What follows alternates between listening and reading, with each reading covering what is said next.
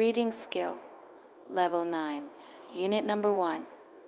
Arabia is the land of unparalleled charm and beauty, with its trackless deserts of sand dunes in the dazzling rays of the tropical sun. Its starry sky has excited the imagination of poets and travelers. It was in this land that the Rasul was born, in the city of Makkah Mukarramah, which is about 50 miles from the Red Sea. The Arab possessed a remarkable memory and were eloquent people. Their eloquence and memory found expression in their poetry. Every year a fair was held for poetical competitions at Ukaz. It is narrated that Hamid said to Caliph Walid bin Yazid, "I can recite to you for each letter of the alphabet 100 long poems, without taking into account short pieces, and all of that was composed exclusively by poets before the promulgation of Islam." It is no small wonder that Allah Almighty chose the Arabic language for His final dispensation and the preservation of His words. In the 5th and 6th centuries, mankind stood on the verge of chaos. It seemed that the civilization which had taken 4,000 years to grow had started crumbling. At this point in time, Allah Almighty raised a Rasul among themselves to lift humanity from ignorance into the light of faith. When Hazrat Muhammad was 38 years of age, he spent most of his time in solitude and meditation. In the cave of Hira, he used to retire with food and water and spend days and weeks in remembrance of Allah Almighty. The period of waiting had come to a close. His heart was overflowing with profound compassion for humanity. He had a pressing urge to eradicate wrong beliefs, social evils, cruelty, and injustice. The moment had arrived when he was to be bestowed with Nabuwat. One day when he was in the cave of Hira, Hazrat Jibril came and conveyed to him the following message of Allah Almighty. "Read in the name of thy Lord who created man from a clot of congealed blood red, and thy Lord is most bountiful, who taught the use of the pen, taught man that which he knew not."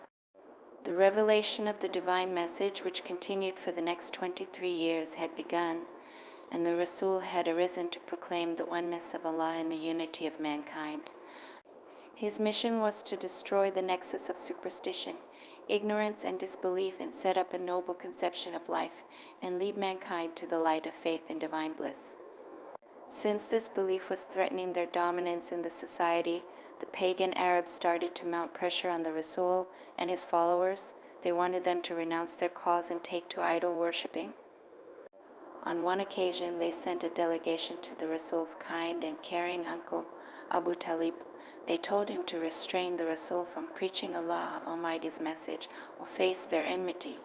Finding himself in a dilemma, he sent for his nephew and explained to him the situation. The Rasul responded with these memorable words, "My dear uncle, if they put the sun in my right hand and the moon in my left, even then I shall not abandon the proclamation of the oneness of Allah. I shall set up the true faith upon the earth or perish in the attempt." The Rasul's uncle was so impressed with his nephew's firm determination that he replied, "Son of my brother, go thy way, none will dare touch thee. I shall never forsake thee." And the Rasul did go the way Allah Almighty had chosen for him. Imbued with divine guidance and firm resolve, the Rasul encountered all the challenges with grace and dignity. In no time he elevated man to the highest possible level in both spiritual and worldly domains. He was also a driving force behind the Arab conquests, which have created an everlasting impression on human history.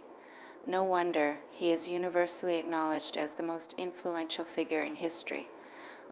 In the words of Michael Hart, a great historian. Muhammad, however, was responsible for both the theology of Islam and its main ethical and moral principles. In addition, he played a key role in proselytizing the new faith and in establishing the religious practices. In fact, as the driving force behind the Arab conquests, he may well rank as the most influential political leader of all time.